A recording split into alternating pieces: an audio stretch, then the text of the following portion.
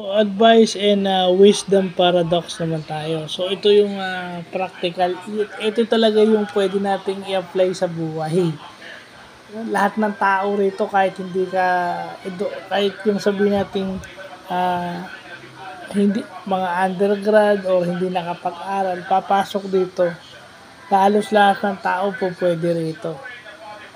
Well, yung advice paradox is the more advice you take, magiging less prepared ka.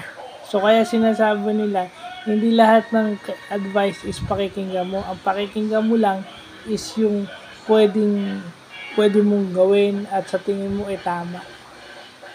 Hindi lahat ng advice ay susundin mo. Yun yung advice paradox. Kasi sa dami na nadinig mo, minsan hindi mo na alam doon kung ano yung tama. Sa dami. So dapat mas pinakikinggan mo lang yung kung ano yung sa tingin mo tama at saka kung sa ano yung kaya mong pakinggan ng maigi. At matatanggap mo yung advice. Kasi minsan nakikinig tayo ng advice pero hindi naman natin tinatanggap dahil masakit sa atin yung katotohanan minsan. Di ba? Yun yung advice paradox. And then yung wisdom paradox, lagi ko sinasabi, the more you know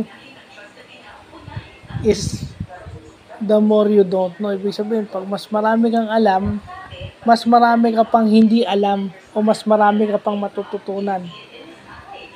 Marami ka nang alam, mataas yung pinag-aralan mo, pero mas marami ka pa palang hindi alam.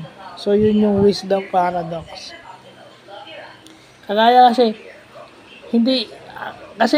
di ba, dalawang classification ng knowledge eh. May mga weaknesses tayo at yung hindi natin alam. Kaya papasok siguro yung wisdom paradox dun sa sa mga bagay na hindi natin pinapractice o hindi natin binabalikan. Kumbaga sa exercises, hindi natin ginagawa dahil pakiramdam natin, hindi na natin kailangan balikan kasi alam na natin. So, yun yung mali. Yung complacency minsan. Kagaya nan, hindi ka na kailangan mag-aral ng calculus o ng algebra kasi kahit mababa yung grade ko, pero kung gugustuhin kong mapataas yung grade ko o kung gusto ko, o alam ko naman sa sarili kong magaling ako sa math eh. So, ganun minsan yun. Di ba? Or sasabihin nyo, hindi, darating tayo dyan. Hindi ko na pag-aaralan yan. Pag-aaralan ko na lang yan pag dumating na yung So, yun yung mali.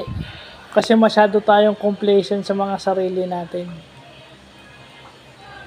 Dahil yung mga ganun, dahil pakiramdam natin is baka mawalan tayo ng time dun sa mga personal na bagay natin kapag nagbigay pa tayo ng extra time dun sa craft natin, which is mali.